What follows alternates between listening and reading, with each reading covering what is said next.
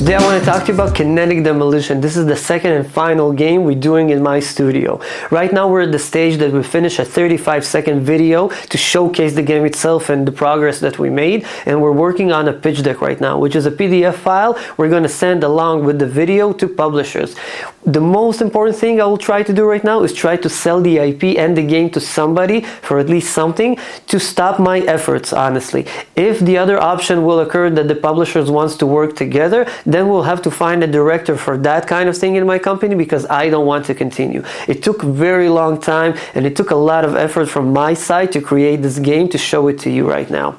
So first of all, we started with the concept art. We started about thinking what the game is going to be. We want it to be a multiplayer game because we don't want it to be a single player game, because we already did one of those.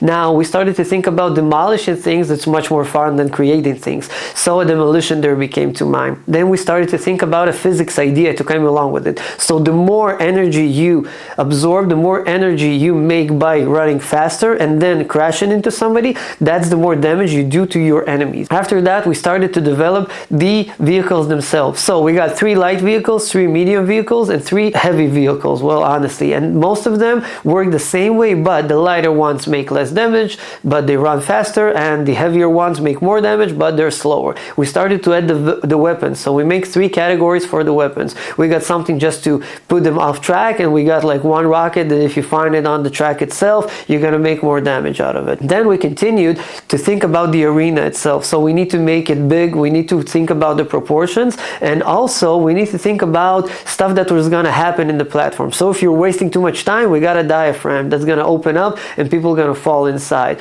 Also, we got different ramps and different things just appearing in the map itself, so it's easier and more interesting to play when the game is not moving that fast.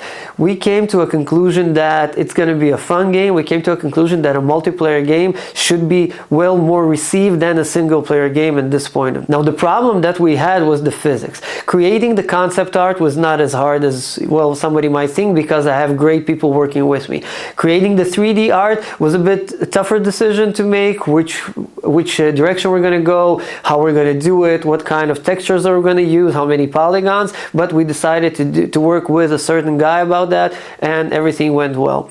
Now the physics was the tough one, because we started to use the Unreal physics in the game itself, but the damage between the client and the server never worked well. So we decided to do our own modification and start the custom physics, and that was just a hassle. There were so many problems creating custom physics that we had no idea about, and right now we're in the situation that even if we want to continue building this game, we will probably need to start over of the physics. So it's a big hassle, but it's a big opportunity, and it's a really big experience for us as a team. Right now I got questions from other companies, how to build a team, how to start creating games, what should we start with, what should we avoid, and I'm being able to give that advice to them. So if you have any questions, feel free to contact us and we can work something out. If it's by tools that we can provide for your work, or just, you know, some expert tips or advice that we can give. Now we're going to showcase some videos from the game, and I'm going to see you on the next one, guys. Stick with us.